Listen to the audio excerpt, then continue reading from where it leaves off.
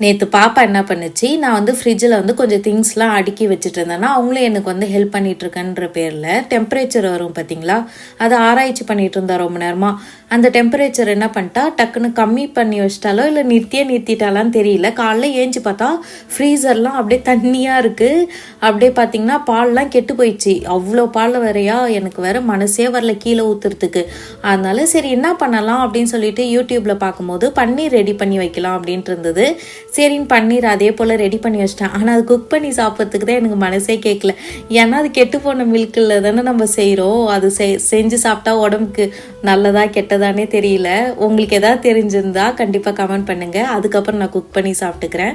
பன்னீர்லாம் ready பண்ணி வச்சுட்டு சாயங்காலம் வந்து கோவிலுக்கு போகிறோன்னு சொல்லிட்டு தயிர் சாதம் வந்து ரெடி பண்ணி எடுத்துகிட்டு போயிட்டோம். சாய்பாபா கோயிலுக்கு தான் போனோம். அங்கே வந்து சாமியெல்லாம் கும்பிட்டுட்டு வெளில வந்து பார்த்தா ஒரு லாவெண்டர் ஃப்ளவர் செம்மையாக இருந்தது. பார்த்துட்டு அப்படியே வீட்டுக்கு வந்துட்டோம்.